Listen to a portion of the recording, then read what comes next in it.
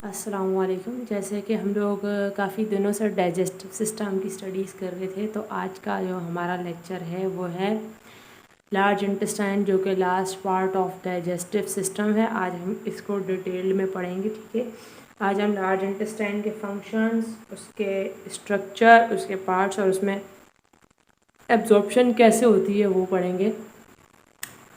आप लोगों को सबसे पहले तो रमज़ान मुबारक हो बहुत बहुत, और ख़ास तौर पे सबको। और सब जो है वो अपना रोज़े रखें, इबादत करें और स्टडीज़ करें, ज़्यादा से ज़्यादा इबादत करें, क्योंकि ये ऐसा वक्त है इसमें अल्लाह ताला जो है वो तकरीबन सारी दुआएं कबूल फरमाते हैं, ठीक है। और कोशिश करें कि इबादत ज़्यादा करें, रेस्ट भी करें और पढ़ाई भी करें। तो चलें अब हम चलते हैं अपने टॉपिक की तरफ, जिसका नाम है लार्ज इंटेस्टाइन। सबसे पहले आपको स्ट्रक्चर बना हुआ दिख रहा होगा। स्ट्रक्चर में क्या है, यहाँ से जैसे अगर ये लार्ज इंटेस्टाइन है, यहाँ पर लार्ज इंटेस्टाइन का स्ट्रक्चर बना हुआ है।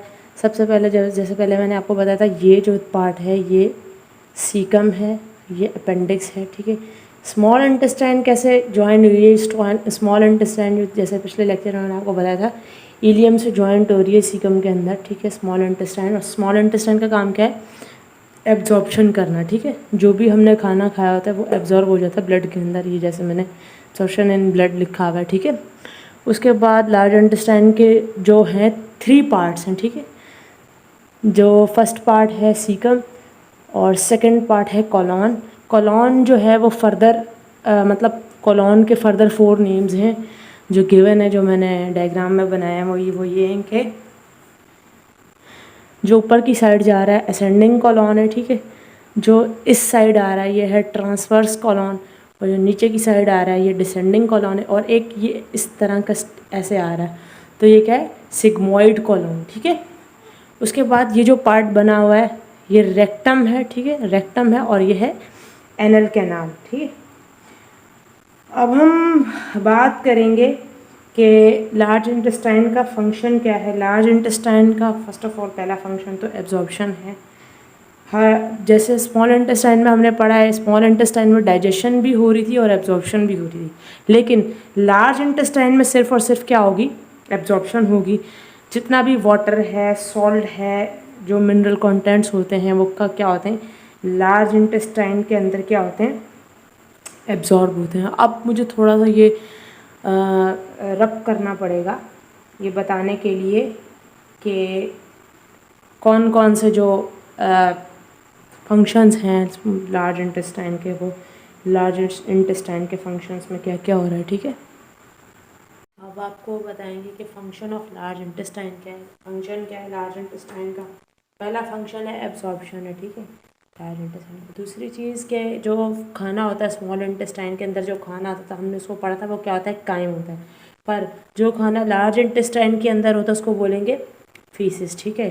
क्या क्या एब्जॉर्ब होगा लार्ज इंटेस्टाइन के अंदर? वाटर एब्जॉर्ब होता है, सॉल्ट एब्जॉर्ब होते हैं, इसके अलावा कुछ बैक्टीरिया होते हैं जो यूज़फुल बैक्टीरिया होते हैं, वो भी होते हैं लार्ज इंटेस्टाइन के अंदर। इसके अलावा जो अनडाइजेस्टेड प्रोडक्ट जो निकलती है लार्ज इंटेस्टाइन में से, उसके अंदर क्या क्या होता है? सेलुलोज जो होता है वो डाइजेस्ट नहीं होता, और रफेज जो होता है वो भी डाइजेस्ट नहीं होता। रफेज की कॉम्पोजिशन में क्या होता है? सेलुलोज और स्टार्च होता है, उसको रफेज कहते हैं। फॉर एग्जांपल अगर कॉन्स्टिपेशन हो जाती है बॉडी के अंदर, तो सेलुलोज वगैरह जो हैं वो डाइजेस्ट नहीं होते, तो उसकी रेमेडी के लिए क्या कहा जाता है कि फाइब्रस चीज़ें खाया जाएँ। फाइब्रस चीज़ों में क्या क्या आता है? जैसे बनाना हो गया, इसके अलावा जो है बहुत से फ्रूट्स हैं जो फाइब्रस होते हैं, ठीक है। फाइब्रस चीज़ें खानी चाहिए ताकि कॉन्स्टिपेशन जो हो वो कम से कम हो, ठीक है। तो ये फंक्शन ऑफ हम लोग लार्ज इंटेस्टाइन में आज ये पढ़ने वाले हैं, ठीक है जी। यहाँ तक हमने बता दिया था। अब हम बताएंगे कि इंटेस्टाइन में ऐसा क्या होता है जिसकी वजह से क्या होता है? डायरिया और कॉन्स्टिपेशन जैसे डिजीज़ होते हैं, ठीक है। अब डायग्राम में आप लोग देखें, मैंने क्या मेंशन किया। फॉर एग्जांपल जो वेस्ट पार्ट होता है बॉडी का, जो भी हम डाइजेशन के बाद जो पार्ट बचता है उसको हम लोग बोलते हैं फीसेस। जो कि बॉडी के लिए यूज़फुल नहीं होता, ठीक है। फीसेस जो होते हैं आप लार्ज इंटेस्टाइन में, फॉर एग्जांपल ये फीसेस हैं, ठीक है। तो यहाँ पर क्या होगा, जितना भी वाटर होता है ना, अगर कॉन्स्टिपेशन हो तो वाटर अगर जो है सारा का सारा एब्जॉर्ब हो जाए और वो ब्लड में चला जाए, ठीक है, और यहाँ कोई वाटर ना बचे तो क्या होगा, फीसेस जो हैं वो हार्ड हो जाते हैं। जब वो हार्ड हो जाएंगे तो क्या होगा, जो फीसेस की जो मूवमेंट है वो क्या होगी, मूवमेंट नहीं होगी, नो मूवमेंट। तो ये क्या कहलाएगा, कॉन्स्टिपेशन। और कॉन्स्टिपेशन जो है वो मदर ऑफ ऑल डिजीज़ है। मतलब कि कॉन्स्टिपेशन एक ऐसी बीमारी है, अगर किसी को कॉन्स्टिपेशन हो जाए तो इसका मतलब ये है कि उसके अलावा उसको बहुत सी और बीमारियां भी हो सकती हैं। अगर कॉन्स्टिपेशन हो जाए तो उसके अफेक्ट में बॉडी के अंदर और भी बहुत सारी बीमारियां आ जाती हैं। तो कॉन्स्टिपेशन जो है एक डिज़ीज़ है, ठीक है। और एक दूसरा है, अगर वाटर जो है वो एब्जॉर्ब ना हो उसके अंदर, वाटर जो है अगर ब्लड के अंदर एब्जॉर्ब नहीं होता और वाटर ज़्यादा है, नहीं एब्जॉर्ब होता, मैंने क्रॉस लगाया है, तो क्या होगा, वो डायरिया होगा। जो क्या होगा, पूरा जो लार्ज इंटेस्टाइन उसके अंदर वाटर होगा, ठीक है। जब वाटर की क्वांटिटी ज़्यादा हो जाएगी तो जो फीसेस जो हैं, वो जो स्टूल होगा वो क्या होगा, लिक्विड हो जाएगा। तो लिक्विड स्टूल रहेगा और वो क्या होगा, फीसेस आउट हो जाएंगे, मतलब उसको डायरिया बोलेंगे, ठीक है। डायरिया में क्या होता है, वाटरी स्टूल होता है, ठीक है। सॉलिड स्टूल नहीं होता, वाटरी स्टूल होता है। एक और बात बताती चलो, स्मॉल इंटेस्टाइन जो है वो स्मॉल होती है। क्यों स्मॉल होती है, इसलिए इसको स्मॉल इंटेस्टाइन का नाम दिया है क्योंकि उसका डायामीटर स्मॉल होता है, ये 6 to 7 मीटर होती है। और लार्ज इंटेस्टाइन का डायामीटर ज़्यादा होता है जो कि 2 मीटर होता है, ठीक है। और इसलिए लार्ज इंटेस्टाइन को लार्ज इंटेस्टाइन भी कहा जाता है, ठीक है। अब हम बात करेंगे कि कौन कौन से फीसिस के अंदर क्या कंटेंट होती हैं और लार्ज इंटेस्टाइन क्या एब्जॉर्ब करती है, क्या एब्जॉर्ब नहीं करती, फीसिस के पिगमेंट्स क्या होते हैं, कलर क्या होता है, ठीक है।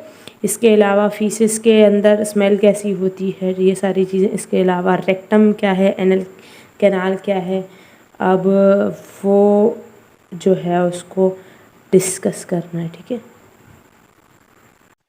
अब हम बात करेंगे रेक्टम और एनल कैनाल की, कि रेक्टम में क्या होता है और एनल कैनाल क्या चीज़ है, ठीक है।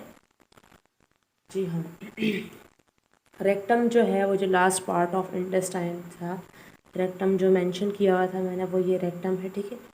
रेक्टम एक ऐसा पार्ट है जहाँ पर अनडाइजेस्टेड फूड जो है वो स्टोर होता है, ठीक है। यहाँ पर जो है जितना भी अनडाइजेस्टेड फूड है वो स्टोर हो जाता है। और फॉर एग्ज़ाम्पल हमने कोई भी चीज़ खाई है वो सारा इधर आकर जमा होगा। जैसे जैसे जमा होता है तो इसके रेक्टम की जो वॉल्स हैं इसके ऊपर प्रेशर पड़ता है। जब प्रेशर पड़ता है तो क्या होता है, यहाँ पर जो है कुछ रिसेप्टर्स लगे होते हैं, ठीक है। रिसेप्टर्स जो होते हैं वो रिफ्लेक्स करते हैं और ब्रेन को मैसेज भेजते हैं कि यहाँ पर जो है वो स्टोरेज जो है फिलअप हो गया, ठीक है। और उसके बाद क्या होता है, एनल की तरफ मूवमेंट होती है। एनल में अलग से एक स्फिंक्टर लगा होता है। दो तरह के स्फिंक्टर होते हैं, एक होता है इंटरनल स्फिंक्टर और एक होता है एक्सटर्नल स्फिंक्टर। इंटरनल स्फिंक्टर जो होता है वो इनवॉलेंट्री है, जो हमारे बस में नहीं है, हम उसको होल्ड नहीं कर सकते, ठीक है, जो डायरेक्टली ब्रेन के साथ कनेक्ट है। और जो एक्सटर्नल स्फिंक्टर है इसको हम कंट्रोल कर सकते हैं, ठीक है। मतलब कि अगर आप एक प्रेशर इंसर्ट हो रहा है, आप समझ रहे होंगे जो मैं कहना चाह रही हूँ। जब प्रेशर एक्सर्ट होता है, जो पड़ता है प्रेशर, तो फील होता है और हम एक सूटेबल जगह ढूंढते हैं कि मतलब कि हम लोग जो है वो तब तक हम होल्ड कर सकते हैं, एक्सटर्नल स्फिंक्टर तक हम होल्ड कर सकते हैं। जब हम सूटेबल जगह मिलती है तो हम फिर जो है उसको डेसिफिकेट कर देते हैं। लेकिन एक और बात, ख़ास बात बताती चलो, जो चिल्ड्रंस होते हैं, छोटे इन्फेंट्स होते हैं, उनका जो एक्सटर्नल स्फिंक्टर होता है वो नॉन वॉलंटरी होता है। क्यों? और उन लोगों को नहीं पता होता कि हमें कब जो है करना है, कब नहीं करना। जैसे जैसे वो बड़े होते हैं तो जो एक्सटर्नल स्फिंक्टर होता है वो जो है मॉडिफाई होता रहता है, और जैसे जैसे एडल्ट होते हैं तो फिर ये हमारे बस में आ जाता है, हम इसे फिर कंट्रोल कर सकते हैं। और एक और बात, इंटेस्टाइन है उसके अंदर विटामिन बी और विटामिन के जो है वो भी प्रोड्यूस होता है। वो जो मैंने रफेज बताया था, रफेज की वजह से विटामिन बी और विटामिन के प्रोड्यूस होता है, जो क्या होता है ब्लड के अंदर जो है वो एब्जॉर्ब हो जाता है, ठीक है। क्या होता है, ब्लड के अंदर एब्जॉर्ब हो जाता है। अब हम बात करेंगे कि फीसेस जो है, फीसेस का कलर क्या होता है और उसकी स्मेल जो है वो क्या है, वो किस वजह से जो है फीसेस का कलर येलो और ब्राउन होता है और स्मेल किस वजह से होती है, इस पर बात करेंगे। ठीक है, पर जो जितने भी हमारा जो ब्लड जो है, ब्लड के अंदर क्या होता है, हीमोग्लोबिन होता है। ठीक है, जैसे जैसे ब्लड का जब लाइफ स्पैन ख़त्म हो जाता है, रेड ब्लड सेल के जैसे आप लोगों को पता है 120 डेज़ जो है लाइफ टाइम होता है। ठीक है, 120 डेज़ के बाद जो रेड ब्लड सेल हैं वो क्या होते हैं, वो डेब्रीज बन जाती हैं लिवर के अंदर। फिर लिवर के बाद वो लिवर से होते हुए आते हैं गॉल ब्लैडर में, गॉल ब्लैडर से आते हैं वो स्मॉल इंटेस्टाइन में। ठीक है, हीमोग्लोबिन जिसको बोलते हैं और उसको बिलीरुबिन भी बोलते हैं और उसको बाइल पिगमेंट बोलते हैं। ठीक है, तो ये क्या होता है, स्मॉल इंटेस्टाइन में चला जाता है। फिर स्मॉल इंटेस्टाइन से डाइजेस्ट होने के बाद जो अनडाइजेस्टेड बच्चा हो जाता है हमारा लार्ज इंटेस्टाइन में, जिसको हम अनडाइजेस्टेड फूड बोलते हैं, जिसका कलर उसकी वजह से ब्राउन हो जाता है। ठीक है, रेड ब्लड सेल जो डेब्रीज बन जाती है उसकी वजह से हीमोग्लोबिन ब्राउन हो जाता है। और येलो कब होता है, जब बाइल पिगमेंट गॉल ब्लैडर से भी कुछ ना कुछ सिक्रीशंस होती रहती हैं, तो वो क्या होता है, येलो कलर का हो जाता है। ठीक है, और स्मेल फीसिस के अंदर किस वजह से होती है, इसके अंदर फीसिस जो अनडाइजेस्टेड फूड होता है इसके अंदर बैक्टीरिया होता है। ठीक है, जब बैक्टीरिया जो फूड को ब्रेक डाउन करता है, सेलुलोज वगैरह इन चीज़ों को ब्रेक डाउन करता है, तो क्या होता है, नाइट्रोजनस कंपाउंड्स बनते हैं। जब नाइट्रोजनस कंपाउंड बनते हैं तो क्या होता है, स्मेल प्रोड्यूस होती है, इसलिए फिर इसकी स्मेल होती है। तो उम्मीद करती हूँ आप लोगों को मेरा लेक्चर बहुत ज़्यादा पसंद आया होगा। इसको ज़्यादा से ज़्यादा लाइक करें, एटलीस्ट आप लोग लाइक ज़रूर किया करें ताकि मोटिवेशन मिलती रहे मुझे। और आप लोग लाइक करेंगे तो पता चलेगा कितने मेरे जो हैं अच्छे खासे स्टूडेंट्स हैं, अच्छे व्यूअर्स हैं। और लाजमी इसको आगे शेयर करें, सब्सक्राइब करें। शुरू में मैंने नहीं बोला लेकिन एंड में मैं बोल रही हूँ कि लाजमी सब्सक्राइब करें। आप लोगों को नहीं पता कितनी मेहनत होती है इसके लिए, इस लेक्चर्स को बनाने के लिए, और फिर उसके बाद रिकॉर्ड करना बहुत मुश्किल है, उसके बाद एडिटिंग वगैरह ये सारी चीज़ें। तो इसको सब्सक्राइब करें, लाइक करें, और इंशाल्लाह नेक्स्ट वीडियो में हम कोई नया टॉपिक कवर करेंगे। ये डाइजेशन फर्स्ट ईयर का लास्ट पार्ट था। ठीक है, जो कि लार्ज इंटेस्टाइन था, ये हमने कंप्लीट कर लिया है। और अब जो है इंशाल्लाह नेक्स्ट लेक्चर में फिर मिलते हैं। ओके, ठीक है, अल्लाह हाफिज़, टेक केयर, बाय।